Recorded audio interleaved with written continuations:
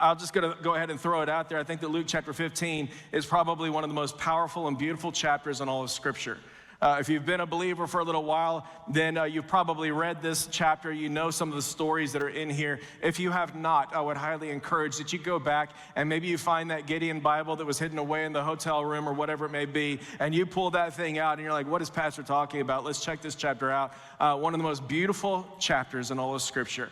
You've heard it called the Prodigal Son. I'm going to be calling it the Prodigal Bros today. I think I'm calling it that because it's not just about one son. There are two brothers in this story, and both of them are far away from God in very different circumstances.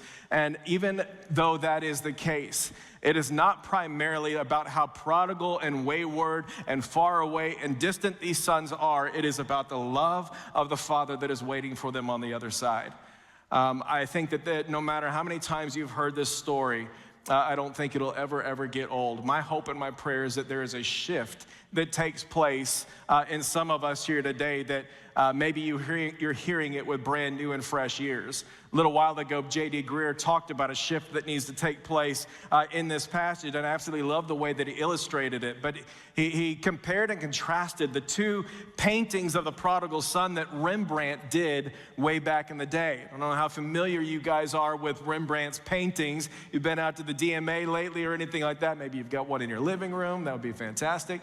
Those things are absolutely incredible. But in his latter days, he did a very famous painting called, it was actually called this, The Return of the Prodigal Son.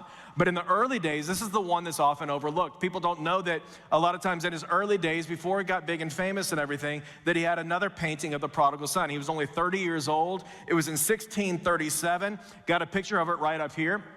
And what's fascinating about this painting is that he did it in the early days when everything was good. You're going to notice in this painting, he's happy. He is joyful. This is a picture of the prodigal son. He puts him inside of a brothel. He is holding a drink in hand. He's got a woman on his lap.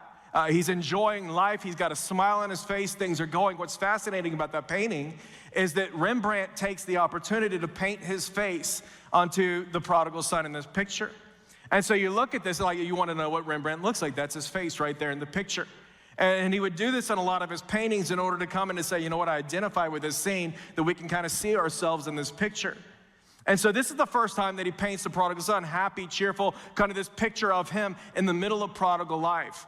30 plus years later, towards the end of his life, the very last painting he's ever going to do, there's a second version 35 years later. And you can tell that in this picture right here, the mood is very, very different. You notice the differences between the two paintings? Like it's darker, the mood is different. Obviously, the perspective of the story is completely changed. Everything's dark, the colors are muted. In fact, commentators are going to say that it's intentional. He's being very, very intentional to not put his face into this picture because he doesn't want anybody looking at this picture anymore and saying, hey, look, there's Rembrandt's face. Look at Rembrandt, look at Rembrandt. And they say that he's incredibly intentional because he wants every one of us to be able to see ourselves in this story. And not only that, but for all of the focus and all of the attention to be on the loving embrace of the Father as the prodigal returns home from his prodigal ways and his prodigal living to the welcoming and warm embrace of the Father.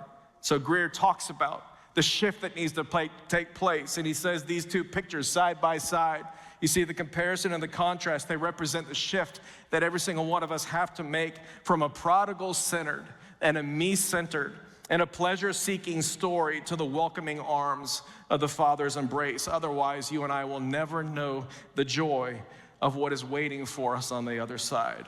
I'm hoping and praying that God would see us and that there would be a shift in the room here this morning, that some of us have heard the story 1,000 times. It's rattled off our head and our heart, that we would see it in a new way. Not necessarily where we are, not necessarily even me, but that we would see the incredible, loving arms of the Father that's waiting for us on the other side. I don't know if you've ever thought about what a homecoming might look like if you were to return to the Father here this morning on a Sunday morning. Would he embrace me?